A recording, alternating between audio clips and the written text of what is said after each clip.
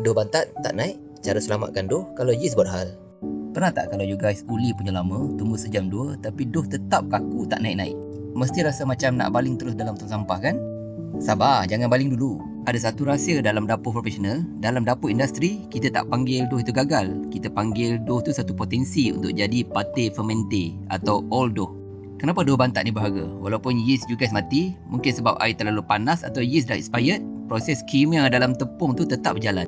Enzim dalam tepung dah mula pecahkan kanji kepada gula ringkas. Garam dalam tu pula dah kuatkan rantaian gluten.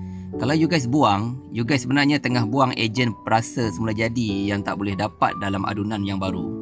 Jadi macam mana nak sulam? Cara dia, you guys kena potong dough bantat tu jadi ketulan kecil sebesar ibu jari. Tujuan dia supaya dia senang nak dissolve nanti, sebati masa proses uli nanti. Buat satu adunan baru dengan yeast yang aktif.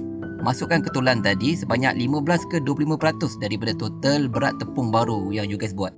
Jangan masukkan semua. Kalau masukkan semua nanti, struktur roti you guys pula akan jadi terlalu berat. Masa tengah uli, perhatikan tekstur. Sebab dalam dough lama tu ada juga air dan garam. You guys mungkin kena adjust sikit kuantiti air dalam adunan baru supaya tak terlalu lembik.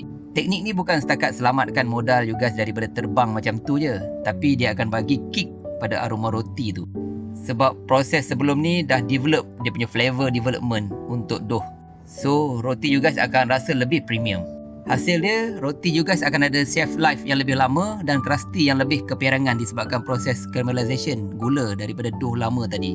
Lepas ni kalau yeast buat hal, jangan gelabah. Kita guna sains. Kita rework balik.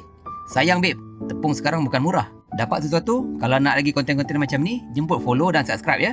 Okey, kita jumpa lagi. Bye-bye.